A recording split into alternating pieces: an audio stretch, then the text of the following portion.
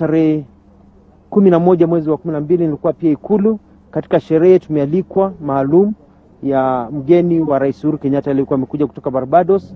Tukiwa hapo nilikuwa na Mheshimiwa Raila Odinga tukiwa tunaongea, na wakati viongozi walikuwa wanapita wakisalimiana nikakutana na Mheshimiwa William Ruto, nikampa mkono na nikamsalimia kwa desturi, hata nikamuinamishia kichwa.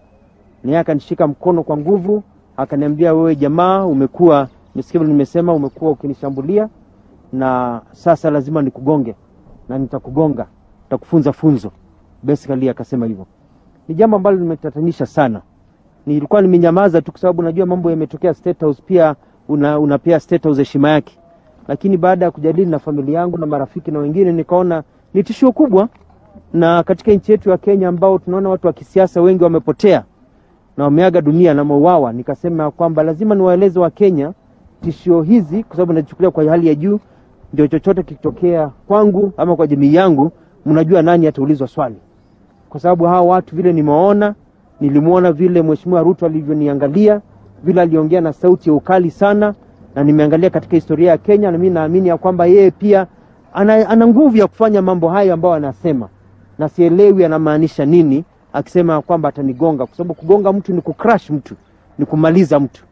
Kwa hivyo nikasema wacha nije hapa ni ripoti kabisa na niwaelezee pia wa Kenya waweze kufahamu tishio hili la langu. Na kumalizia ni kusema kwamba mimi basi shtuliwi, nitaendelea kuongea ukweli. Tuna shida nyingi katika nchi yetu ya Kenya. Vijana hawana kazi, ufisadi umenawiri, matajiri wanaendelea kuwa matajiri, maskini wanaendelea kuwa matajiri wa mwisho. Umaskini umekuwa ni kama wimbo. Kuna shida nyingi katika nchi yetu. Lazima tuwe na uhusiano mwema, tujenge nchi yetu na tuwe na hali ya kiuchumi na viongozi wanaojali maslahi ya nchi yetu. Na mimi sitaogopa kuendelea kuongea kuhusu wanyonge. Mimi nimekuwa kama sauti ya wanyonge katika nchi yetu ya Kenya.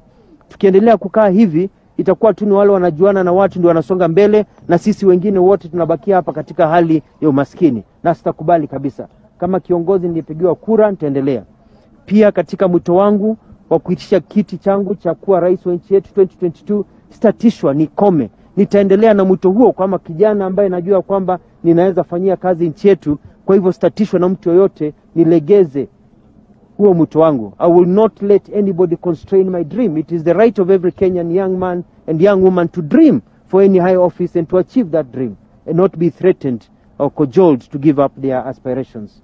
And I call upon all Kenyans. Naomba Wakenya wote pote walipo, naomba mniombe ndio niweze kulindwa na Mwenyezi Mungu, kwa sababu Kenya ni nchi mbaya na kuna watu wabaya katika nchi yetu ya Kenya. Kwa hivyo naomba mniombe na Mungu aibariki nchi yetu ya Kenya.